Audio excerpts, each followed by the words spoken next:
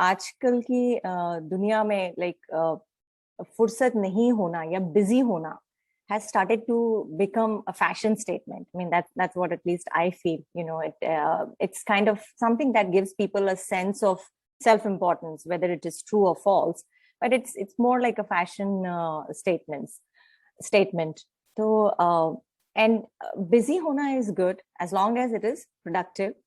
But हमेशा busy होना या जरूरत से ज्यादा busy होना, I feel is like a trap, like a hamster on a wheel kind of a trap. You don't know how to get out of it. So when I was thinking about all this, तो काफी time पहले मैंने एक poem लिखी थी, तोहफा है फुर्सत, कि यदि हम अपनी सभी जिम्मेदारियां और ऑल आवर रिस्पॉन्सिबिलिटीज हम ऑनेस्टी से निभाते हैं, तो कोई वजह नहीं कि खुद के लिए कुछ लम्हे फुर्सत के नहीं निकाल पाए. So the poem revolves around this concept, तोहफा है फुर्सत. दो पल ही सही क्यों ना थोड़ा रुक जाएं, दो पल ही सही क्यों ना थोड़ा रुक जाएं, कुछ लम्हे ही सही क्यों ना थोड़ा ठहर जाएं. मसरूफ रहती है हर वक्त ये जिंदगी, तोहफा है फुर्सत क्यों ना खुद को दे जाएं. एक अनजान सी स्पर्धा लगी है, स्पर्धा एज इन कंपटीशन. एक अनजान सी स्पर्धा लगी है, भाग रहे हैं दौड़ रहे हैं, कहीं पीछे ना रह जाएं, हर पल बस यही सोच रहे हैं. ये असल में है काम की हाय तौबा, ये असल में है काम की हाय तौबा, फैशन परस्ती या कोई रिवाज है. मैं बेहद मसरूफ हूं, हर शख्स से आती बस यही आवाज है. वो जब दिन ढलता था घर आकर शामें होती थीं, वो जब दिन ढलता था घर आकर शामें होती थीं, चाय की प्याली संग अपनों से गप्पे होती थीं. अब दिन ढलता है बस रातें आती हैं, न फुर्सत से बातें होती हैं. न कंधों पे तेरे इस देश का भार है, न कंधों पे तेरे इस देश का भार है, न लड़ता तू सरहद के इस पार या उस पार है. न पहाड़ तेरे सर पे गिरेगा, न समंदर में तूफान आएगा, तोड़ के लम्हे कुछ फुर्सत के दम भर के लिए जो तू रुक जाएगा. तू हर दायित्व उठाता है, तू हर दायित्व उठाता है, तू हर कर्तव्य निभाता है, तू हर काम को पूरा करता है, तू हर वादा निभाता है. तब पाए हैं ये चंद लम्हे फुर्सत के, चुराए नहीं कमाए हैं ये चंद लम्हे फुर्सत के. हक है जिन पे तेरा ये चंद लम्हे फुर्सत के, ये जो तेरे हैं सिर्फ तेरे ये चंद लम्हे फुर्सत के. जिंदगी है चलते जाना ही रिवायत है, जिंदगी है चलते जाना ही रिवायत है. शायद जिंदगी से नहीं हमें खुद से ही शिकायत है, तो किसी और पर नहीं खुद पर ये एहसान कर जाएं, तो किसी और पर नहीं खुद पर ये एहसान कर जाएं. तोहफा फुर्सत क्यों ना खुद को दे जाएं. Thank you. Beautiful. Beautiful. Thank you. Outstanding. मतलब ये तोहफा ही है जो आपने आज दिया हमें. क्यों विमल जी, it's like a gift to us which Meenu has given. क्या मतलब what beautiful, what simple words के अंदर क्या पोएट्री करती हैं, मजा आ जाता है. मतलब ये जो मैं तो people say different things, may or may not agree with me, but जो लॉकडाउन से हमारे को जो फुर्सत के पल मिले हैं ना, so it's a blessing in disguise. I always treat it as a blessing in disguise. और उन पलों में से हमने एक फ्यूजन क्रिएट कर लिया. So that is again a gift for us. So nice, Meenu. Thank you so much. Thank you. विमल जी. मीनू जी, सबसे पहले एक पंजाबी की कहावत है, वो मेरे याद में आ गई कि तुसी ग्रेट हो. आपकी बातें और आपकी कविताएं जिंदगी में कुछ चीजें, मैं बस राजेश जी को रिक्वेस्ट करूंगा कि जो भी आज बोला है उसकी रिकॉर्डिंग आप डालेंगे ही, जो कुछ कविता से पहले बोला है उसकी भी रिकॉर्डिंग डाल दें. तो मैं खास तौर पे इसको अपने दामाद को, अपनी बिटिया को, और एक मेरा दोस्त है, डॉक्टर है, सर्जन है अस्पताल में, ये 3-4 लोग ऐसे हैं जिनको किसी के लिए फुर्सत नहीं है, अपने लिए भी फुर्सत नहीं है. तो गिफ्ट रैप करके दे देना उन सबको.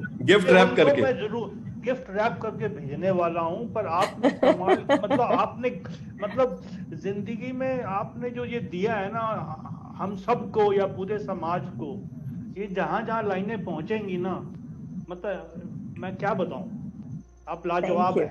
Thank you. Ramnath ji. Oh yeah, I was very touched. I was really thinking about it. मैं भी यही सोच रहा था कि आजकल के ज़माने में लोगों को फैमिली में बैठे रहते हैं, अपने अपने कंप्यूटर लेके, अपने अपने फ़ोन लेके, किसी से कोई बात नहीं होती है. There is no exchange of feelings, emotions. Absolutely, there is no conversation. And it's such a tragedy that we are really living in a world, lifeless world. There is no life, there is no emotion, there is no feeling anymore. That is really tragic, and Meenu ji has expressed that so beautifully. I loved it. Thank you. Thank you, Ramnath. Rakesh ji. Meenu, आप बहुत time बाद आई हैं. आपने इतनी शानदार कविता सुनाई है, इतना डीप मैसेज है उसमें, मुझे बहुत अच्छी लगी. और मुझे अपने स्कूल के दिन पुराने वापस याद आ गए. मैंने पता नहीं आपको बताया कि नहीं, जो हमारे हायर क्लासेस में इंग्लिश के प्रोफेसर थे, उनका बहुत ज़्यादा असर था मेरे ऊपर. और एक पोएम थी उस टाइम में, 9th या 10th में, विलियम डेविस की लिखी हुई लेजर. यदि आप लोग परमिट करें तो मैं 4 लाइनें उस की बोलना चाहूंगा. इरशाद. जरूर. What is this life if full of care? We have no time to stand and stare. No time to stand beneath the bough and stare as long as sheep or cow. क्या बात. Thank you. बहुत बढ़िया poem थी. Usha ma'am.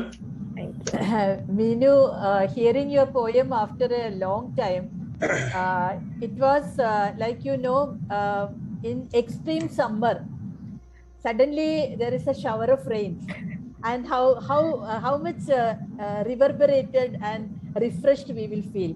I could get that feeling today.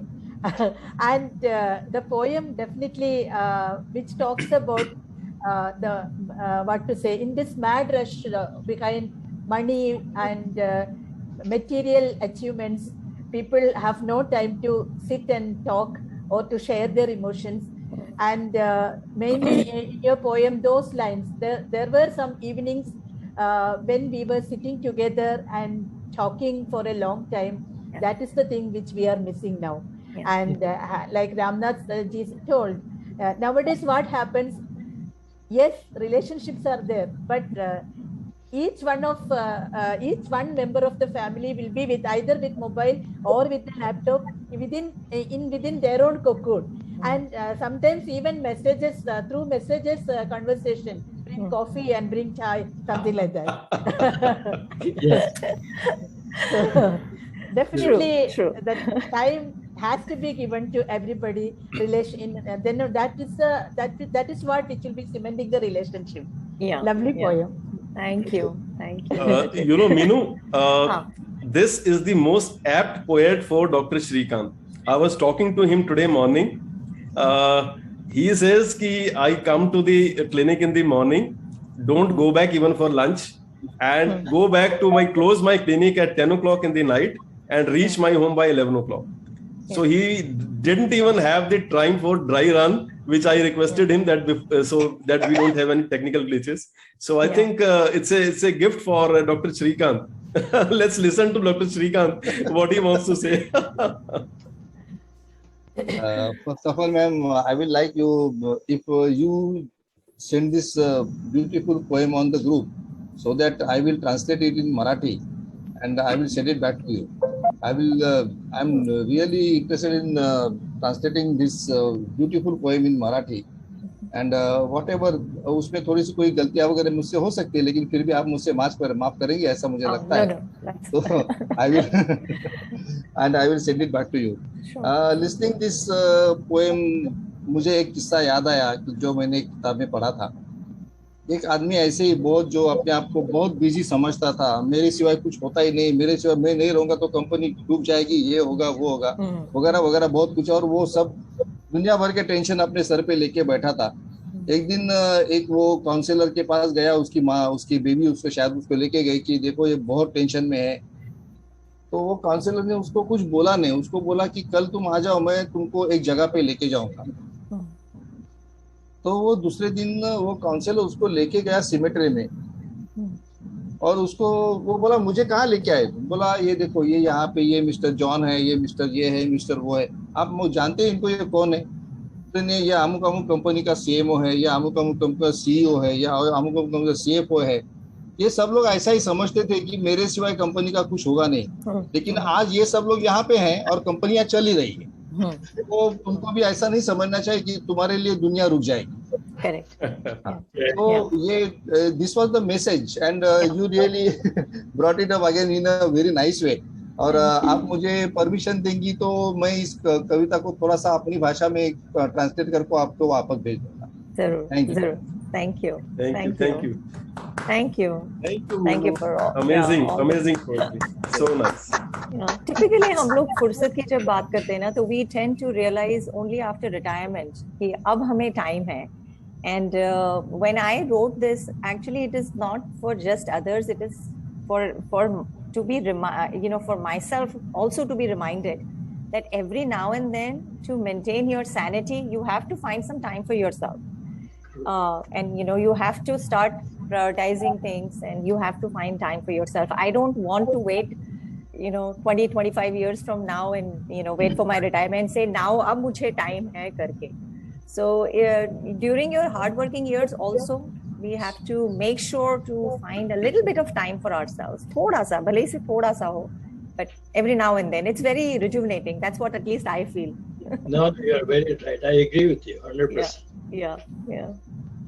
दिल ढूंढता है फिर वही फुर्सत के रात दिन. क्या बात.